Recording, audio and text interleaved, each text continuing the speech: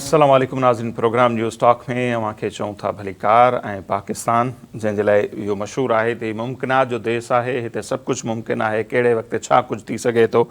खोड़ शयूं अव्हां जे साम्हूं बि ईंदियूं रहनि थियूं। असां बि उन ते ई ॻाल्हाईंदा आहियूं। सो हाणे असां ॾिसूं था त जेको 27 जुलाई ते आइनी बेंच, सुप्रीम कोर्ट जी आइनी बेंच मख़सूस सीटुनि वारो केस जेको फ़ैसिलो ॿुधायो ऐं उहे सीटूं तहरीक इंसाफ़ या सुन्नी इत्तेहाद कौंसिल खे न मिलियूं, उहे हाणे वापसि ॿियूं जेके पार्टियूं आहिनि, पीपल्स पार्टी, नवाज़ लीग, JUI, MQM, उन्हनि खे मिलणु वञनि पियूं। ख़ासि तौर ते क़ौमी असैम्बली जो इहे जेके 22 सीटूं आहिनि, ओवरऑल जेके ॾिठो वञे समूरे मुल्क में 80 जे लॻभॻि इन्हनि सीटुनि जो इहो मसइलो हो। सो अॼु प्रोग्राम में असीं ॻाल्हि ॿोल कंदासीं। ख़ासि तौर ते पहिरें हिसे में पाण ॻाल्हाईंदासीं, ॿई पंहिंजा फोकस रहंदा त इन फ़ैसिले खां पोइ क़ौमी असैम्बली में ऐं ख़ासि तौर ते ख़ैबर पख्तूनख्वा में छा थियणु वञे पियो, इन फ़ैसिले जा कहिड़ा असर जेके आहिनि से उहे थियणु वञनि पिया। क़ौमी असैम्बली जो जेकॾहिं असीं हीअं ॾिसूं त मेंबरनि जो तादादु 336 आहे। 336 जे हिन ऐवान में मौजूदा जेको हुकूमती इतिहाद आहे उन वटि 216 जेके आहिनि से उहे सीटूं आहिनि ऐं उन में जेकर असीं ॾिसूं था त पीपल्स पार्टी वटि जेके आहिनि सो उहे 70 सीटूं पहिरियां हुयूं ऐं 5 इहे मख़सूस सीटूं मिलण खां पोइ पीपल्स पार्टी जो सीटूं थी वञनि थियूं 75। नवाज़ लीग जो जेकॾहिं असीं ज़िक्र कयूं था त उन्हनि जो 111 सीटूं हुयूं पहिरियां ऐं 14 सीटूं मख़सूस इहे इन्हनि खे मिलणु वञनि पियूं। उनखां पोइ नवाज़ लीग जो क़ौमी असैम्बली जो जेको अंग आहे उहो थियणु वञे पियो 125 ऐं सादी अक्सरियत जो जेकॾहिं पाण ज़िक्र कयूं ईअं तहरीक इंसाफ़ इन खे पंहिंजो MQM खे बि सीटूं मिलियूं आहिनि। मौलाना फज़लुर रहमान साहब जी पार्टी JUI खे बि मिलियूं आहिनि। सो जेकॾहिं अचूं असीं सादी अक्सरियत जे हवाले सां क़ौमी असैम्बली में सादी अक्सरियत जे लाइ घुर्बल हूंदियूं आहिनि 176 सीटूं।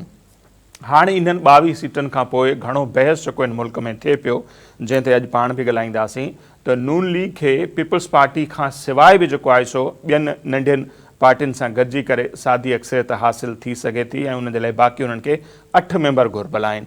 छा नवाज़ लीग इहे 8 मेंबर हासिलु करे वठंदी ऐं उनजो घणे भाङे इम्कान आहे त उहे थी बि सघनि थियूं। जेके हाणे आज़ादु तसर कए वञनि था PTI जा हिमायती याफ़्ता, उहे नून लीग में बि शमूलियत कनि था। हिकिड़ो मेंबर कल्ह करे बि चुको आहे। ॿियो इहो ॿुधाए पियो वञे त सुप्रीम कोर्ट जो इहो हुकुम आहे त 9 मई जा जेके केस आहिनि, क्रिमिनल केस, उन्हनि जो फ़ैसिलो अगस्त खां पहिरियां जेके मातहत अदालतूं आहिनि उन्हनि खे ॾियणु खपे। सो उन में हिकिड़ो इम्कान इहो बि ॾेखारियो पियो वञे त जेके हिमायती याफ़्ता आहिनि पाकिस्तान तहरीक इंसाफ़ जा, उहे मुख़्तलिफ़ जेके मेंबर आहिनि, क़ौमी असैम्बली सां बि तालुक़ु आहे ऐं ॿियनि पंजाब असैम्बली ऐं ख़ैबर पख्तूनख्वा उन्हनि सां बि उन्हनि जो तालुक़ु आहे। जेकॾहिं अगस्त ताईं उन्हनि खे सज़ाऊं अची थियूं वञनि ऐं उहे नाअहल थियनि था ऐं उते जेको आहे सो पोइ नंढी चूंड थिए थी त घणे भाङे इहो इम्कान आहे ऐं इहो एडवांटेज रहियो आहे वक़्त जी सरकार खे त उन जा मेंबर जेके आहिनि सो कामयाबु थी सघनि था। सो इहो 8 जो तादादु पूरो करणु नून लीग जे लाइ एतिरो मुश्किल न हूंदो ऐं नून लीग जेकॾहिं पीपल्स पार्टी जिन्हनि 75 सीटुनि खां सवाइ सादी अक्सरियत हासिलु करे थी त पोइ वॾो इहो सुवाल थो पैदा थिए त पीपल्स पार्टी जो किरदारु छा हूंदो। छाकाणि त कुझु ॾींहं पहिरियां ताईं इहे ख़बरूं पिए हलियूं त पीपल्स पार्टी वफ़ाक़ ऐं पंजाब हुकूमत जो हिसो थियणु वञे पई। इहे ख़बरूं हुलायूं वियूं या हलायूं वियूं। उनखां पोइ पीपल्स पार्टी खे वज़ाहत करणी पई। सिंध में जेके उन्हनि जा सीनियर वज़ीर आहिनि, शर्जील इनाम मेमन साहब प्रेस कॉन्फ्रेंस कई, उन्हनि चयो त फ़िलहालु अहिड़नि ख़बरुनि में का बि सदाकत कोन्हे। सो हाणे हिकिड़े पासे इहे ख़बरूं त पीपल्स पार्टी हुकूमत जो बाज़ाब्ता हिसो थियणु वञे पई ऐं हीअ जेका सूरत हाल हाणे पैदा थी आहे मख़सूस सीटुनि वारे केस खां पोइ, उन में त इहो थो लॻे त नून लीग पीपल्स पार्टी खां सवाइ सादी अक्सरियत हासिलु करणु वञे पई ऐं उनखां पोइ ख़बरूं इहे पियूं हलनि त पीपल्स पार्टी क़ौमी असैम्बली में हक़ीक़ी जेका अपोज़िशन आहे उनजो किरदारु अदा करण ते ग़ौर फ़िक्र करे पई ऐं पीपल्स पार्टी जे हलक़नि में इहा ॻाल्हि पहिरीं खां ग़ौर हेठि आहे त वधीक नून लीग जो साथ ॾियण सां पीपल्स पार्टी खे नुक़सानु थी रहियो आहे, ख़ासि तौर ते पंजाब में। ऐं जेकॾहिं ईंदड़ सेटअप में उन्हनि खे वफ़ाक़ में हुकूमत ठाहिणी आहे त उन्हनि खे थोरो सख़्तु रवैयो अख़्तियार करणो पवंदो, अपोज़िशन जो किरदारु अदा करणो पवंदो ऐं हिन सुप्रीम कोर्ट जे फ़ैसिले खां पोइ ऐं PTI में जेका भञ आहे, घणे भाङे इम्कान इहो बि ज़ाहिर कयो वञे त हाणे क़ौमी असैम्बली में मुख़ालिफ़ धुर जो जेको रोल आहे उहो तहरीक इंसाफ़ अदा न कंदी। उमर अयूब साहब खां इहो उहिदो जेको आहे सो खसियो वेंदो या उन वटि न रहंदो। उनखां पोइ घणे भाङे इम्कान इहो आहे त बिलावल भुट्टो ज़रदारी साहब मुख़ालिफ़ धुर जे अॻवान तौरु साम्हूं अची सघनि था ऐं पीपल्स पार्टी अपोज़िशन जो किरदारु अदा कंदी त कुझु माण्हुनि जो ख़्यालु आहे त ईंदड़ इलेक्शन में उनखे फ़ाइदो रसंदो। छाकाणि पीपल्स पार्टी जा खोड़ अहिड़ा अॻवान आहिनि, नदीम अफ़ज़ल चंद ऐं ॿिया जेके गवर्नर हींअर पंजाब आहिनि, उहे बि इन में ख़ुशि न आहिनि को पीपल्स पार्टी नून लीग जी इतिहादी रहे। सो अपोज़िशन जो किरदारु अदा करण सां पीपल्स पार्टी खे केतिरो फ़ाइदो रसंदो, हिकिड़ो त पाण उन ते ॻाल्हाईंदासीं। क़ौमी असेंबली जा अंग अखर अवां सां शेयर कयासीं। ॿिए पासे असीं ॾिसूं था त हिन मख़सूस सीटुनि वारे फ़ैसिले खां पोइ ख़ैबर पख्तूनख्वा में जेका सूरत हाल जुड़े पई, उते जेकॾहिं असीं ॾिसूं था त 175 जो ही टोटल ऐवान आहे ऐं जेका सादी अक्सरियत आहे उन जे लाइ 73 सीटूं घुर्बल आहिनि। तहरीक इंसाफ़ या उनजे हिमायती याफ़्ता उम्मीदवारनि वटि हुयूं 93 सीटूं ऐं हाणे उते आहिनि 25 मख़सूस जेके सीटूं, उहे हाणे उते JUI में, पीपल्स पार्टी में ऐं नून लीग में ऐं उन सां गॾोगॾु जेका असमत यार वली साहब जी पार्टी आहे उन में इहे ANP में विरहाइजण वञनि पियूं। सो हाणे इहे 25 सीटूं मिलण खां पोइ अपोज़िशन जो उते तादाद वञी थिए पियो 52। पहिरियां उन्हनि वटि जेको आहे जेके सीटूं हुयूं ख़ैबर पख्तूनख्वा में उहे 27 हुयूं, 25 उन्हनि खे ॿियूं मिलनि थियूं, 52 उन्हनि वटि टोटल सीटूं थियनि थियूं अपोज़िशन वटि ऐं उन्हनि खे सादी अक्सरियत जे लाइ 21 सीटूं घुर्बल आहिनि। छा अपोज़िशन ख़ैबर पख्तूनख्वा में 21 सीटूं हासिल करे वठंदी ऐं 21 सीटूं हासिल करण जो मतिलबु इहो आहे त छा पोइ ख़ैबर पख्तूनख्वा में हुकूमत जी का तब्दीली ईंदी, गंडापुर साहब तब्दील थींदा न थींदा, कुझु माण्हुनि जो ख़्यालु आहे त न थींदा, छाकाणि ॿी का बि हुकूमत एतिरो एस्टेब्लिशमेंट जी शायदि हक़ में न हुजे जेतिरो गंडापुर साहब आहे। सो इहे अहम मामला आहिनि जिन ते अॼु प्रोग्राम में असीं ॻाल्हि ॿोल कंदासीं ऐं इन्हनि मामलनि ते ॾाढो तफ़सीली तौर ते ॻाल्हायो आहे इमदाद सूमरो साहब पंहिंजे वीलाग में। उन खां वधीक सम्झण जी कोशिशि कयूं था। सीनियर सहाफ़ी तर्जनिगार इमदाद सूमरो साहब हींअर लाहौर मंझां असां सां टेलीफोन लाइन ते मौजूदु आहे। इमदाद साहब तमामु घणी महिरबानी, अवां असांखे वक़्तु ॾिनो ऐं गुज़र राति बि अव्हांजो यूट्यूब ते जेको अव्हांजो आहे वीलॉग उहो ॾिठोसीं ऐं अॼु बि ॾिठोसीं। स्पेशली अव्हां क़ौमी असेंबली ते बि ॾाढो डिटेल में ॿुधायो अंगनि अखरनि सां सूरत हाल छा जुड़णु वञे पई, स्पेशली अगस्त खां पोइ ऐं ख़ैबर पख्तूनख्वा में बि। सो अव्हां जा जेके यूट्यूब जा नाज़रीन आहिनि जंहिंमें असां बि शामिलु आहियूं उहो त ॾिठोसीं। हाणे जेके असांजा नाज़रीन आहिनि उन्हनि सां बि असां चाहियोसीं त इहे ॻाल्हियूं शेयर थियनि। काफ़ी अहम इंफॉर्मेशन आहे ऐं अव्हांजो तजियो ॾाढो ज़बरदस्त आहे।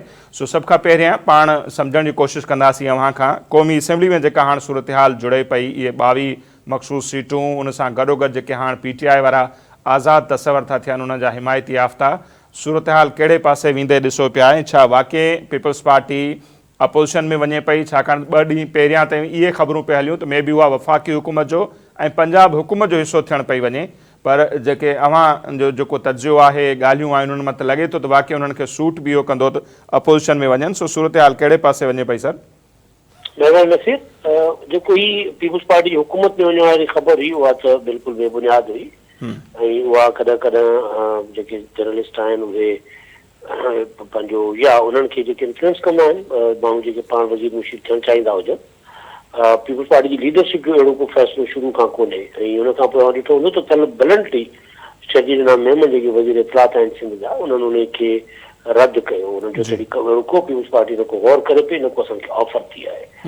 असल में जेका सूरत हाल आहे, जेको हिकिड़ो पंहिंजो 2 पार्टी सिस्टम वारो जेको पुराणो हिकिड़ो डिज़ाइन हुयो जेको हर जमहूरियत में थींदो आहे, उन पासे पाकिस्तान खे कंहिं न कंहिं शक्ल में वञिणो हुयो ऐं जेके आम चूंडूं हुयूं उन्हनि खां अॻु में बि मूं वटि इहा मालूमात हुई ऐं पंहिंजे व्लॉग्स में मुख़्तलिफ़ प्रोग्राम्स में इहा शेयर कंदो रहियो आहियां त पीपल्स पार्टी इहो फ़ैसिलो कयो हो त जेकॾहिं उन्हनि खे एतिरा वोट मिली वञनि था जो नंढियूं जमातूं मिलाए ऐं पंहिंजी हुकूमत ठाहे सघनि, कोalition गवर्नमेंट त पीपल्स पार्टी उहा हुकूमत ठाहींदी ऐं जेकॾहिं मुस्लिम लीग नून या PTI पोज़ीशन में अचनि थियूं त नंढा इतिहादी मिलाए पंहिंजी हुकूमत ठाहिनि त उहे वञी हुकूमत ठाहिनि। पीपल्स पार्टी उन सूरत में अपोज़िशन में वेंदी ऐं ख़ासि तौर ते मुस्लिम लीग नून जे अगेंस्ट पीपल्स पार्टी जो हिकिड़ो डेलिब्रेशन्स हुयूं प्रॉपर ऐं बिलावल भुट्टो ज़रदारी साहब जो जेको पंहिंजो माइंड सेट आहे उहो इहो ई आहे त असांखे मुस्लिम लीग नून जे इतिहाद जे बजाए अपोज़िशन खे प्रेफर करणु घुरिजे। पर गॾोगॾु पीपल्स पार्टी हिकिड़ो इहो फ़ैसिलो बि कयो हुयो त जेकॾहिं हंग पार्लियामेंट ठहे थी, के बि वॾियूं पोलिटिकल पार्टीज़ मिली जेकॾहिं हुकूमत ठाहिनि ऐं ॿीहर मुल्क खे चूंडुनि में वञिणो पियो मजबूरी में, त पोइ उन सूरत में पीपल्स पार्टी हुकूमत में शामिल थींदी, पाण लीड करे या वरी पाण जूनियर पार्टनर तौरु अचे। हाणे इहो त हिकिड़ो बैकग्राउंड हुयो, उन में इहो तय हो त पीपल्स पार्टी वज़ारतूं न वठंदी, आइनी उहिदा वठंदी, जेको ज़ाहिर आहे बाद में अव्हांजे साम्हूं अची वियो तारीख़ आहे। हाणे जेका नई डेवलपमेंट आहे उहा आहे मख़सूस सीटुनि वारे फ़ैसिले खां पोइ। उन में peoples party ji in development खां अॻु में बि जेका शिकवा शिकायत हुई, जेका मौजूदा बजट आहे उन में बि अव्हां ॾिसो त पीपल्स पार्टी जेको चाहियो पियो उन्हनि खे उहो नाहे मिलियो। पीपल्स पार्टी सखर हैदराबाद मोटरवे लाइ रड़ पे कई, उहो उन्हनि खे कोन मिलियो आहे। पीपल्स पार्टी अॻियां कुझु महीने ॾेढ खां पोइ यानी बजट जो प्रॉपर जॾहिं शयूं साम्हूं अचणु शुरू थी वेंदियूं त मां ॾिसंदो त पीपल्स पार्टी वधीक शिकायत कंदी नज़र ईंदी, छाकाणि त पीपल्स पार्टी खे जेकॾहिं उन चवण त ग़लति न हूंदो त लॉलीपॉप ज़रूरु ॾिनो वियो आहे, पर पीपल्स पार्टीअ खे उहो कुझु नाहे मिलियो जेको पीपल्स पार्टी सां कमिटमेंट कई वई हुकूमत में शामिल थियनि था। सो हाणे जेका सूरत हाल आहे उहा इहा आहे त मुस्लिम लीग नून जेका आहे उहा उनखे हिकिड़े हिकिड़े मौक़े ते शयूं पंहिंजूं जेके आहिनि उहे बिल मंज़ूर कराइण, बजट मंज़ूर कराइण, उन लाइ पीपल्स पार्टी खे अमेंडमेंट करणी पए थी पई। पर हाणे जेको 22 जेके मख़सूस सीटूं आहिनि ख़ासि तौर ते क़ौमी असेंबली जूं, उन मां 14 मुस्लिम लीग नून खे मिलणियूं आहिनि। मुस्लिम लीग नून जी पोज़ीशन जेका आहे उहा 125 नंबरनि ते हली वेंदी। पीपल्स पार्टी खे कढी जेकॾहिं छॾिजे त 161 मेंबर थियनि था हुकुमरान इतिहाद या माइनस पीपल्स पार्टी। ऐं मुस्लिम लीग नून खे 8 वधीक MNAs खपनि जीअं हू पंहिंजी सादा अक्सीरियत बरक़रार रखे सघे। हाणे उन खां पोइ जेका नई डेवलपमेंट थियण पई वञे उहा आहे 9 मई जा केसिस।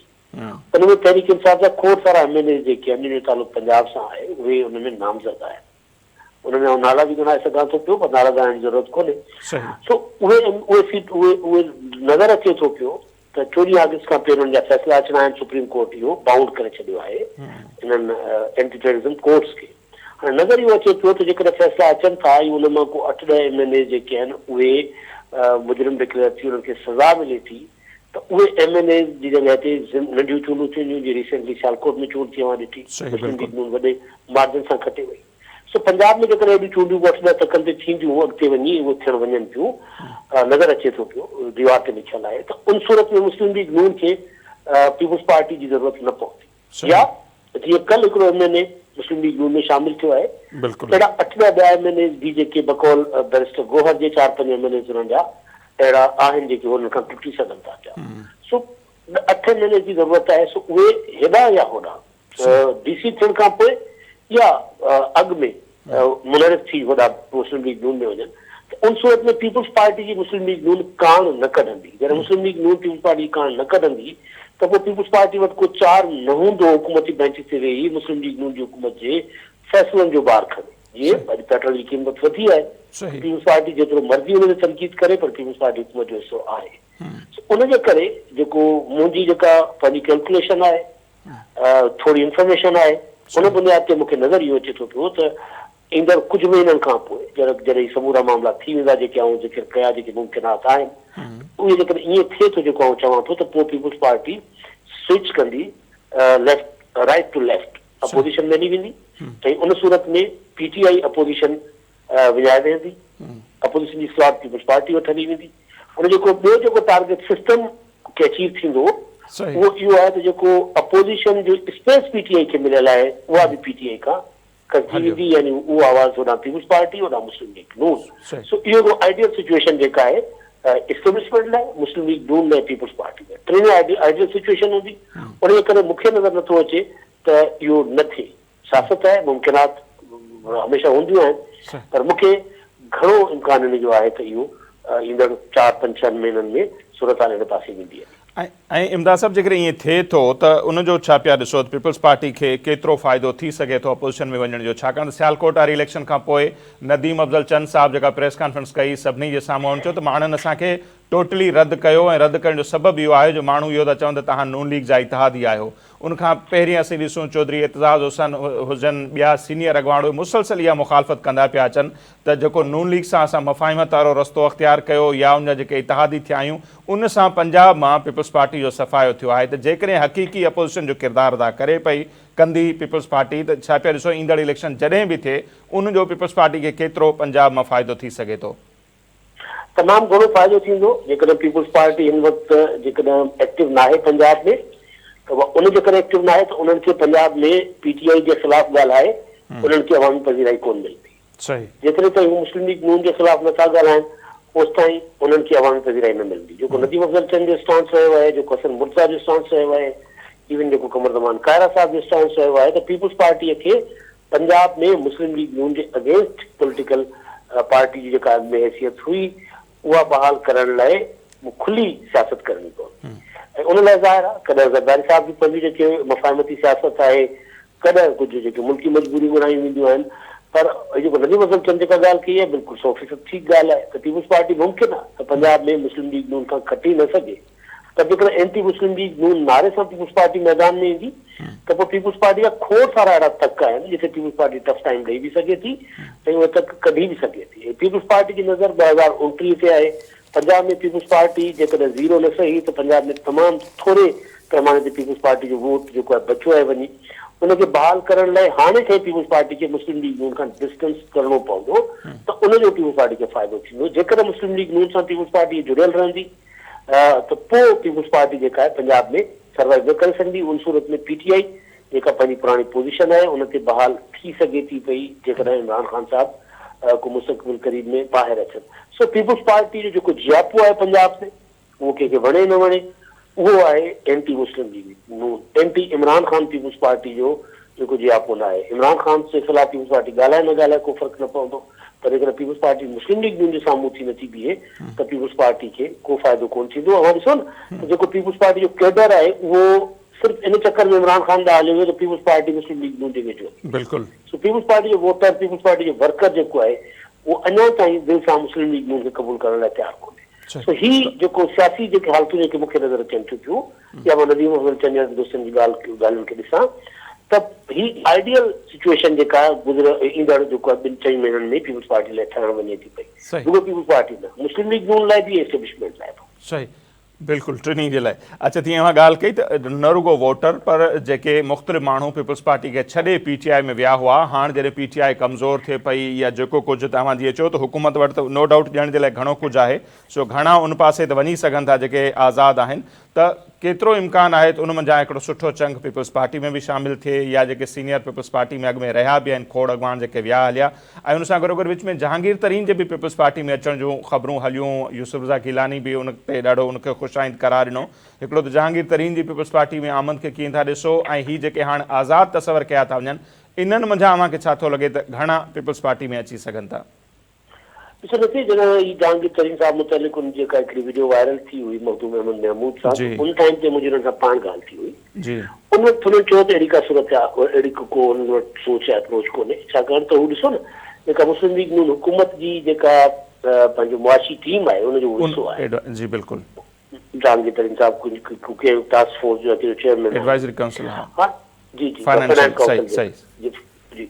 हाँ, हू उन्हनि वटि फ़िलहाल पीपुल्स पार्टी ॾांहुं अचण जी का अहिड़ी का एफर्ट हुननि वरिती आहे, न को पीपुल्स पार्टी जी अहिड़ी का कोशिश ई आहे। हा, जेका ॻाल्हि हुननि कई हुननि चयो त को मज़ाक़ में लाइटो नोट ते का ॻाल्हि थी वई हुई, पर आउं थोरो पोइते हली अव्हांखे ॿुधायां त कुझु जॾहिं ही ITP ठहण खां अॻु में ज़रूरु जहांगीर तरीन साहिब जो जेको टिल्ट हुयो पीपुल्स पार्टी ॾांहुं हुयो, पर ओचितो ओचितो ज़ाहिर आहे कुझु शयूं मुतहरिक थींदियूं आहिनि, कुझु प्लेटूं पंहिंजे लेखे जेके कंदियूं आहिनि, टकराइदियूं आहिनि, लुॾंदियूं आहिनि।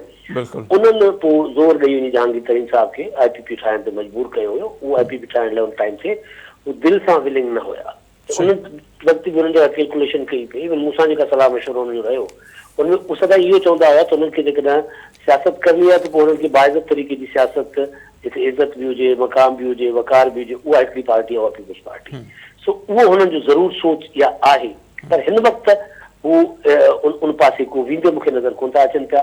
ही सूरत हाल जेका मूं जे साम्हूं रखी आहे, उन खां पोइ जेकॾहिं सूरत हाल को डिफरेंट थिए थी त पोइ अॻिते हली को 5-6 महीना 4 महीना जेकर जहांगीर तरीन साहिब एक्टिव पॉलिटिक्स करण जो फ़ैसिलो कयो त पोइ मुमकिन आहे त पीपुल्स पार्टी में अचनि। अलबत्ता जेका ॻाल्हि हुई को 25-30 MLA हुननि सां गॾु आहिनि, अहिड़ी का सूरत हाल न को हू तस्लीम कनि था, न को मूंखे को अहिड़ा इशारा मिलिया आहिनि त को वॾो ग्रुप तरीन साहिब सां गॾिजी पीपुल्स पार्टी में जॉइन थी सघे थो। उन वक़्तु ताईं कोन्हो तरीन साहिब ज़ाहिर PTI में रहिया आहिनि, सभिनी सां मुंहिंजो तालुक़ु ज़रूरु रहियो आहे।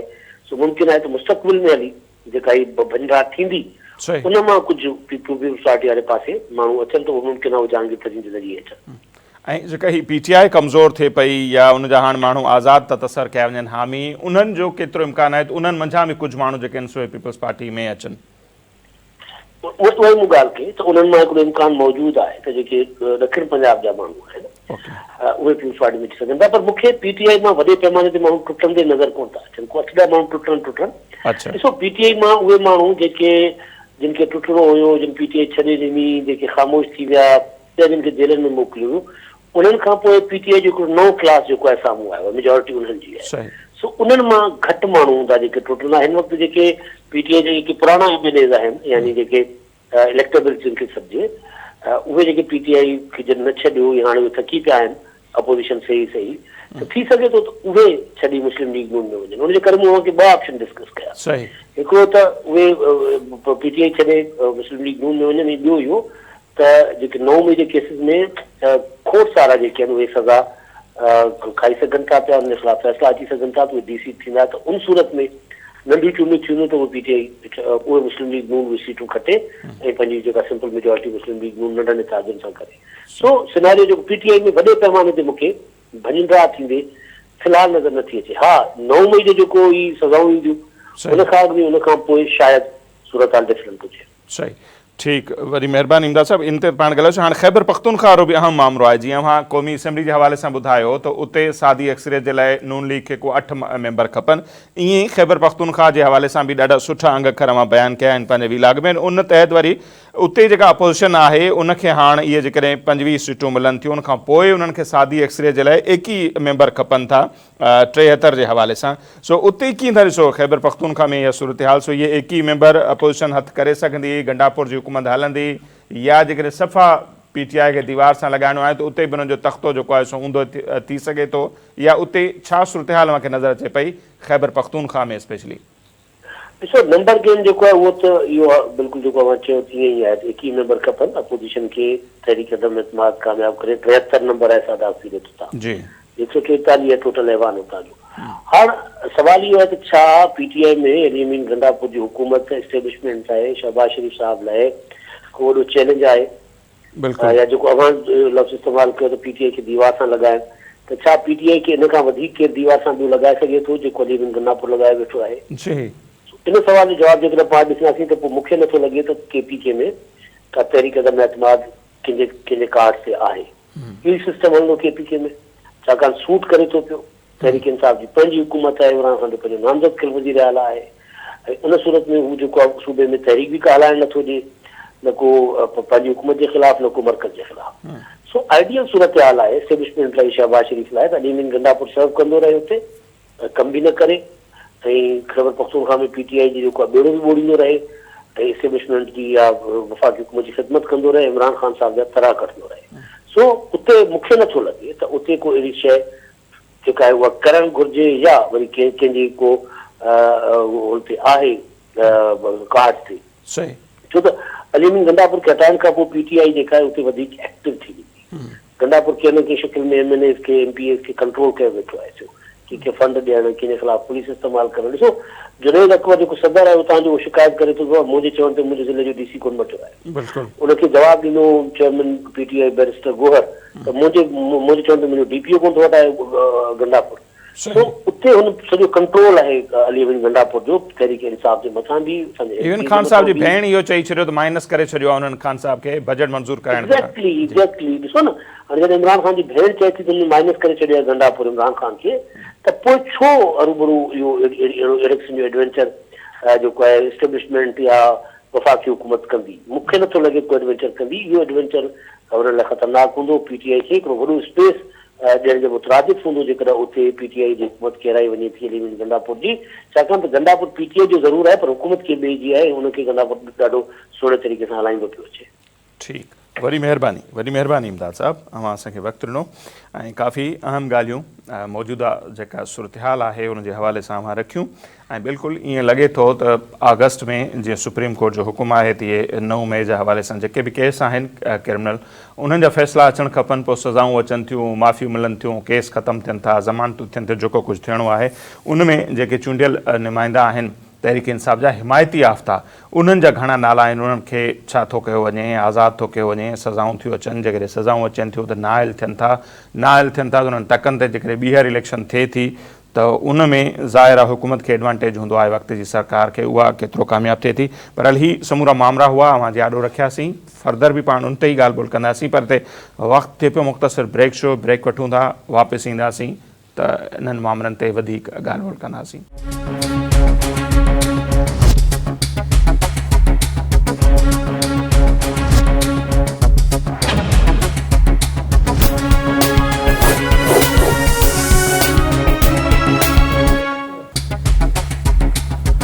जी नाज़िम, ब्रेक खां पोइ हिकु भेरो ॿीहर प्रोग्राम में अव्हांखे चऊं था भली कार ऐं पाण ॻाल्हि ॿोल कर रहिया आहियूं मख़सूस सीटनि वारो जेको फ़ैसिलो आयो आहे आइनी बेंच जो, उनखां पोइ जेको सियासी मंज़रनामो आहे उन में कहिड़ियूं तब्दीलियूं आयूं आहिनि, ईंदड़ ॾींहंनि में अञा वधीक कहिड़ियूं तब्दीलियूं अचनि पियूं।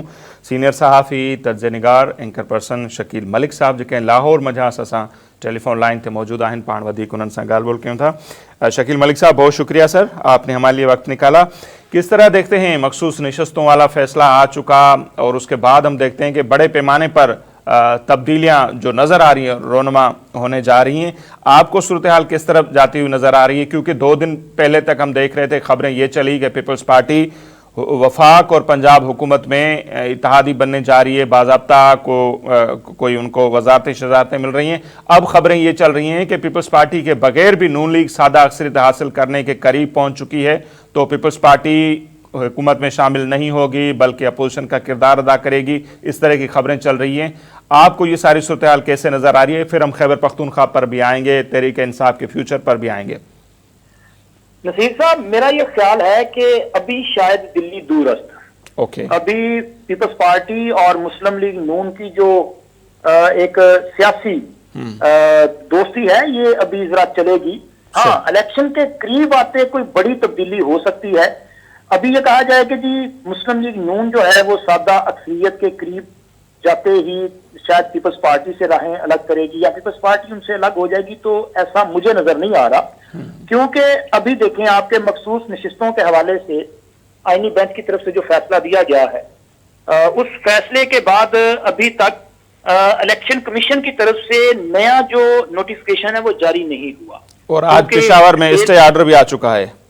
जी बिल्कुल जी, पेशावर में जो 25 नशस्तें हैं उसके हवाले से पेशावर हाईकोर्ट ने स्टे ऑर्डर भी दे दिया है कि फिलहाल बिल्कुल मैं ये बात कर रहा हूँ, वो तो खैबर पख्तूनख्वा की बात कर रहे हैं आप, मैं आपसे मरकज की बात कर रहा हूँ कि मरकज में अभी तक जो है वहां पे कोई इलेक्शन कमीशन ने नया जो है वो नोटिफिकेशन जारी नहीं किया और अभी तक सूरत हाल वाजे नहीं है कि किस जमात को कितनी नशिस्तें मिलेंगी। क्या वो जो 20 सीट हुए थे वो रिस्टोर होंगे या कि कोई नया फार्मूला जो है उसके मुताबिक सीट एडजस्टमेंट की जाएगी, नई अलॉटमेंट की जाएगी, ये अभी होना बाकी है। लेकिन ये सब कुछ होने के बावजूद मुस्लिम लीग नून के पास सादा अक्सरियत नहीं होगी। हाँ, दूसरी तरफ ये जरूर है कि इस वक्त अगर हम मरकज की बात करें तो मेरी जो इंफॉर्मेशन है उसके मुताबिक तकरीबन कोई 25 से 35 के करीब अरकान असम्बली तहरीक इंसाफ के जो हमायत याफ्ता हैं, वो मुख्तलिफ जो सियासी जमातें हैं उनके साथ राब्ते में। ठीक। और अब देखें कि साहिवाल से एक रुकन कौमी असम्बली है मियां चौधरी उस्मान साहब जी, NA 142 से उन्होंने मुस्लिम लीग नून में शमूलियत इख्तियार कर ली है और उनकी शमूलियत के बाद ये जो है वो सोचा जा रहा है कि शायद मजीद कुछ लोग जो हैं वो आने वाले दिनों में इसी किस्म के फैसले करेंगे और वो मुख्तलिफ सियासी जमातों का रुख कर सकते हैं। तो लिहाजा उसके बाद पार्टी पोजीशन तब्दील तो हो सकती है, लेकिन मुझे अभी तक ऐसा कुछ नजर नहीं आ रहा कि शायद पीपल्स पार्टी या मुस्लिम लीग नून में जो है वो अपना इस वक्त जो कोलिशन गवर्नमेंट है, जो इत्तेहाद है, वो जो है वो टूट जाए और पीपल्स पार्टी अपोजिशन बेंचों पे चली जाए। तो अभी ऐसे आसार नहीं है, क्योंकि अगर ऐसा होगा तो उससे फिर ये होगा कि दोनों सियासी जमातें जो हैं उनमें ज़ाहिर एक सियासी तनाव भी पैदा होगा और अगर दोनों सियासी जमातों में सियासी तनाव पैदा होगा तो फिर इस वक्त जो सिस्टम चल रहा है ये सिस्टम भी इस तरह से जो है वो आगे रन नहीं कर पाएगा, क्योंकि आसफ अली जरदारी साहब ऐवान सदर में हैं, सदर मुमलिकत हैं, मुस्लिम लीग नून की वफाकी हुकूमत उनके वजीर आजम हो, तो मामला फिर उस तरह से स्मूथली आगे नहीं बढ़ पाएंगे। तो ये कुछ इश्यूज हो सकते हैं। और रही तब्दीलियों की बात, तो सर तब्दीलियां तो आनी ही आनी है। देखें कि जिस तरह से चीजें आगे बढ़ रही हैं मरकज में, जैसा कि हुकूमत जो है पहले से ज्यादा स्ट्रेंथन हुई है, इसी तरह पंजाब में हमने देखा कि जैसे ही मखसूस नशिस्तों के हवाले से फैसला आया तो जो हुकूमत का रवैया है उसमें एक अग्रेशन देखने में आ रहा है। सही कि स्पीकर पंजाब असम्बली की तरफ से पहले तो अपोजिशन के 26 अरकान को जो है वो उनकी जो रुकनियत है इसको मुअत्तल किया गया। बिल्कुल। उन्हें सजा दी गई कि उन्होंने चीफ मिनिस्टर की तकरीर के दौरान एहतजाज किया और उनका एहतजाज जो है वो गैर पार्लिमानी भी था, गैर रवायती भी था, और उस एहतजाज में उन्होंने जो है वो अपना खवातीन के हवाले से बड़ा अब्यूज भी किया, तो इसलिए उनके खिलाफ ये एक्शन लिया गया। लेकिन आज ये खबर सामने आई है कि मलिक अहमद खान साहब जो कि स्पीकर पंजाब असेंबली हैं, वो बड़ा एक्सट्रीम डिसीजन जो है वो लेने जा रहे हैं, और वो ये चाहते हैं कि ये जो 26 अराकीन असेंबली हैं उन्हें डीसीट कर दिया जाए। अब डीसीट करना जो है, मेरा ख्याल है कि ये बहुत सख्त फैसला होगा, और इसका जो है वो ना सिर्फ रद्द अमल आएगा बल्कि बड़ा शदीद रद्द अमल हो सकता है। और दूसरी तरफ चूंकि आज मैंने पंजाब असेंबली के जो जराए हैं उनसे भी गपशप की, जरा पूछा चेक करने की कोशिश की कि ये आखिर हो क्या रहा है। सही। तो मलिक अहमद खान साहब जो है वो इस वक्त काफी संजीदा हैं, और उन्होंने ना सिर्फ अपने जो कानूनी माहिरीन हैं पंजाब असेंबली की जो लॉ सेक्शन है उनके साथ मुशावरत किया, बल्कि वजारत कानून को भी इस हवाले से उन्होंने एक जो है बाकायदा तौर पर खत तहरीर किया है, और उनसे भी इस मामले पे मुशावरत की है कि वो ऐसा कोई एक्शन लेना चाहते हैं, क्योंकि जिस तरह से चीफ मिनिस्टर की तकरीर के दौरान जो है अब्यूजिंग लैंग्वेज जो है उसका यूज किया गया है, तो उस पर वो सख्त एक्शन लेना चाहते हैं। तो ये सूरत हाल जो है वो काफी एक तो कशीदा भी हो सकती है, और दूसरा ये है कि ये अपोजिशन के लिए बड़ा सरप्राइजिंग भी हो सकता है कि अगर इसके रद्द-ए-अमल के तौर पे फॉर एग्जाम्पल कि पंजाब में कोई ऐसा ग्रुप खड़ा हो जाता है जो कहता है कि बिल्कुल पार्टी के अंदर जो है वो कुछ लोग जो है मामला को खराब करने की कोशिश करते हैं, और वो हुकूमत के मौकफ की तायद करना शुरू कर दें, उनकी हमायत करना शुरू कर दें, तो ये पार्टी के अंदर एक बगावत जैसी सूरत हाल होगी, और ये सूरत हाल जो है वो जाहिर है उनके लिए सरप्राइजिंग होगी ना, तहरीक इंसाफ के लिए या फिर पीटीआई के जो बानी चेयरमैन है इमरान खान के लिए। हालांकि इमरान खान साहब से आज अडयाला जेल में मुलाकातें भी थी, और उनके साथ सिर्फ एक जो पार्टी रहनुमा है और उनकी वकला टीम का हिस्सा भी हैं जहीर अब्बास साहब, उन्हें मुलाकात करने दी गई, और उनकी 2 बहनों को मुलाकात की इजाजत दी गई। और इस मुलाकात के बाद ये अनाउंस किया गया है कि जी इमरान खान साहब ने 10 मुहर्रमुल हराम के बाद पूरे मुल्क में तहरीक चलाने की कॉल दी है। लेकिन ये कोई पहला मौका नहीं है कि इमरान खान की तरफ से जेल में बैठ के कोई तहरीक की कॉल दी गई हो। इससे पहले भी जितनी भी उन्होंने कॉलें दी हैं वो बुरी तरह से नाकाम हुई हैं, क्योंकि शायद जेल के बाहर जो पीटीआई की क्यादत है उनकी तरजीहात अलग हैं। अब उनकी क्या रीजन हो सकती हैं, मुख्तलिफ भी हो सकती हैं। बाजार कुछ लोग जो हैं वो मौजूदा सिस्टम के बेनिफिशरी हैं। अब इमरान खान की तहरीक तो मौजूदा सिस्टम के खिलाफ है, वो तो इस हुकूमत को तस्लीम नहीं करते, इस सिस्टम को तस्लीम नहीं करते, वो 26वीं आईनी तरमीम के बाद मौजूदा अदलिया को तस्लीम नहीं करते। तो इमरान खान की तहरीक बुनियादी तौर पे इस सिस्टम के खिलाफ है, तो जो इस सिस्टम के बेनिफिशरी हैं वो चाहे तहरीक इंसाफ का हिस्सा क्यों ना हो, तो मेरा ख्याल है कि वो तो फिर इस तहरीक को कामयाब नहीं होने देंगे। तो गंडापुर साहब, आपको लगता है कोई इस तरह के जैसे माजी में करते आए हैं अब इस तरह की किसी तहरीक के पोजीशन में हैं, चलाएंगे? क्योंकि सब स्ट्रेंथ तो उनकी खैबर पख्तूनख्वा में ही है ना, पंजाब से कितने लोग निकलते हैं, सिंध और बलूचिस्तान से हम सब ने देखा है। तो गंडापुर साहब क्या वहां से काफिले ले आने की पोजीशन में है अब आपको लगता है? नहीं नसीर साहब, मुझे नजर नहीं आ रहा। देखें, अली अमीन गंडापुर साहब ने अभी तक जो अपना एक सियासी किरदार अदा किया है एज अ चीफ मिनिस्टर या तहरीक इंसाफ के रहनुमा के तौर पे, तो वो तो खुद इस सिस्टम को जो है वो डीरेल नहीं करना चाहते। उन्होंने जितनी बार भी खैबर पख्तूनख्वा से लॉन्ग मार्च किए या किसी भी मार्च को लीड करते हुए वो इस्लामाबाद आए या लाहौर आए, उन्होंने सिस्टम को डिट्रैक्ट नहीं किया। अब देखें, वो धमकियां देते हैं, वो पेशावर में खड़े होकर कहते हैं कि इस बार हम मुकम्मल तैयारी के साथ आएंगे, आप 1 थप्पड़ लगाएंगे हम 10 लगाएंगे, आप 1 गोली चलाएंगे हम 10 चलाएंगे। वो कहते हैं कि जी हम जो है वो इस बार असला लेके आएंगे, लेकिन फिर होता क्या है, वो बिल्कुल इस्लामाबाद के इंटरव्यू पॉइंट पे आते हैं, वहां पे वो नारे लगाते हैं और अचानक गायब हो जाते हैं। अब लीडरशिप के गायब होने के बाद कारकुन जो है वो मायूस हो जाता है। तो अली अमीन गंडापुर में जो अभी तक किया, मुझे नहीं लगता कि अली अमीन गंडापुर कोई इस किस्म की तहरीक चला सकते हैं या चलाएंगे। और दूसरा देखें, जितनी बार आपने खैबर पख्तूनख्वा के अवाम को इस्तेमाल किया, वो कैसे किया ये अलग बात है। अब वो आपके सियासी वर्कर थे या उनको जो है वो पैसे दे के लाया गया, लेकिन बार बार लोग जो हैं वो मतलब इस तरह तो नहीं आएंगे जो कुछ उनके। अच्छा मलिक साहब, दोबारा हम आ जाते हैं पंजाब की सूरत हाल पर ना। पंजाब में चलो सख्त अपोजिशन का किरदार पीपल्स पार्टी ना करे। माजी में भी हमने देखा है फ्रेंडली अपोजिशन तो कर सकती है और अपोजिशन का उनको शायद फायदा भी हो, क्योंकि हम देखते हैं सियालकोट वाली इलेक्शन, फिर नदीम अफजल चंद साहब की प्रेस कॉन्फ्रेंस के लोग हमें मुसलसल रद्द कर रहे हैं, उसका बड़ा सबब यही है कि हम नून लीग के इत्तेहादी बने हुए हैं। तो जब तक पीपल्स पार्टी के सीनियर हलकों में ये बातें चल रही हैं कि जब तक हम अपोजिशन में नहीं बैठेंगे, किरदार अदा नहीं करेंगे, तो ये जो बचा कुचा वोट बैंक है पंजाब में, इसका भी सफाया हो जाएगा। तो ये बातें भी जो चल रही है ना पीपल्स पार्टी को, फिर कैसे पंजाब में उभारा जाए? सर इसको फिर हक़ाइक़ से देखना पड़ेगा जी। नदीम अफजल चंद साहब ने जो बात की है उसका जायजा लेने के लिए जरा आप देखें ना कि ये 8 फरवरी 2024 के इलेक्शन में इसी हल्के में पीपल्स पार्टी के कितने वोट थे जी, और पीपल्स पार्टी ने यहाँ पे जो है वो लूज किया है या गेन किया है? नहीं, इससे पहले भी लोग 2008 से इस सिलसिले को मतलब जोड़ रहे हैं। एतजाज हसन साहब के बयान, दूसरे जो सीनियर रहनुमाइन कमर जमान कायरा, दूसरे सब पंजाब से ताल्लुक रखने वाले इस बात पर मुत्तफिक हैं कि नून लीग से मफाहमत का सबसे बड़ा नुकसान हुआ है पंजाब में पीपल्स पार्टी को। सर पीपल्स पार्टी के पास कोई और ऑप्शन है?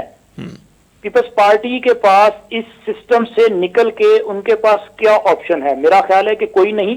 और देखें सियासत जो है ना वो मुख्तलिफ जो हालात होते हैं उसमें मुख्तलिफ उसके अंदाज होते हैं। अब अगर आप इलेक्शन में जा रहे हैं तो इंतखाबी सियासत जो है वो बिल्कुल अलग पैराए में चलती है, फिर इलेक्शन के बाद की सियासत जो है वो अलग होती है। ऐसा ही है। आज इलेक्शन हो चुके हैं सर, अभी इलेक्शन अगले 4 साल होते हुए दिखाई नहीं दे रहे, बल्कि यहाँ तो ऐसी खबरें भी गर्दिश कर रही हैं कि शायद मौजूदा असेंबली की मियाद बढ़ाने के हवाले से जो है कहीं पे कोई गौर किया जा रहा है। तो इस सूरत हाल में मेरा ख्याल है कि पीपल्स पार्टी कभी भी यह फैसला नहीं करेगी, और जिस तरह से जनाब आसफ अली जरदारी साहब सियासत करते हैं तो मेरा नहीं ख्याल कि वो ऐसी जो है वो फैसला लें। और जहां तक आपने बात की कायरा साहब की या एतजाज हसन साहब की या फिर नदीम अफजल चंद साहब की, तो देखें जी क्या पीपल्स पार्टी ने पंजाब में अपना जो है वो अपना रिवाइवल किया है? अब पंजाब के वर्कर की अगर बात करें पीपल्स पार्टी की, तो लीडरशिप जो है वो उसने तो अपने वर्कर को जो है वो एक तरह से बेयारो मददगार छोड़ा होगा। जब आप अपने वर्कर से उस तरह से कनेक्ट नहीं रहेंगे और उसमें पावर भी बड़ा मैटर करता है मुसलसल इक़्तिदार में ना। पंजाब और सेंट्रल पंजाब की सिचुएशन को समझने की जरूरत है। जनूबी पंजाब में पीपल्स पार्टी पहले से ज्यादा स्ट्रेंथन हुई है। क्यों हुई है?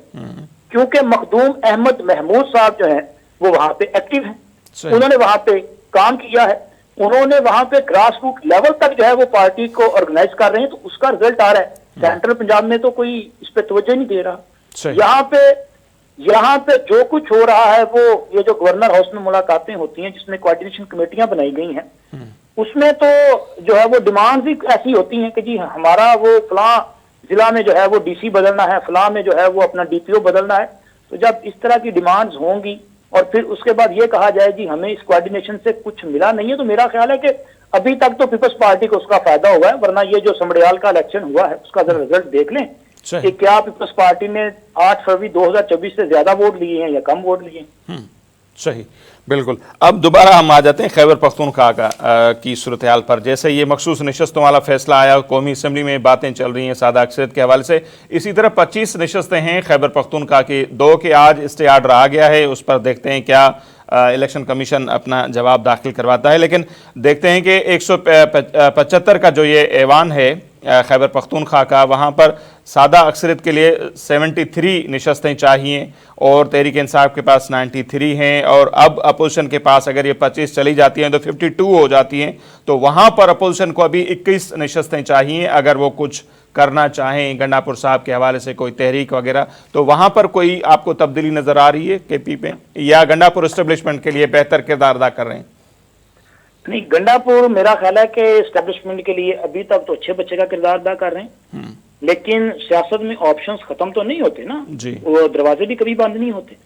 अब कल को कोई और अच्छा बच्चा अगर अपनी सर्विसेज प्रोवाइड करे तो कौन इनकार करेगा? सही। और मौजूदा सूरत हाल में अभी अगर आप केपी असम्बली की बात करें तो नसीर साहब वहां पे तकरीबन 35 अराकीन असम्बली जो हैं वो आजाद हैसियत में हैं। सही। और जैसे आपने खुद ही कहा कि अपोजिशन के पास नंबर गेम जो है वो सिर्फ कोई 14-15 का फर्क पड़ता है, वो 52 के करीब चली जाएगी उनकी स्ट्रेंथ जो है वो 27 से 25 नशिस्तें मिलने के बाद। फिर उसके बाद जो है वो आगे सिर्फ 15-16 वोटों का फर्क है जी। तो पाकिस्तान में तो यहाँ पे हमने देखा है कि बड़ी मजबूत हुकूमतें जो है वो भी आनन फानन जो है वो खत्म हो जाती हैं। इमरान खान की एग्जांपल आपके सामने है सही कि किस तरह से इमरान खान जो है वो कभी सेम पेज पे थे और दावा करते थे कि जी I am the last option, और फिर उसके बाद सबने देखा कि कोई भी आखिरी ऑप्शन नहीं होता। बिल्कुल। तो मेरा ख्याल है कि ऑप्शन खुले हैं और जो असल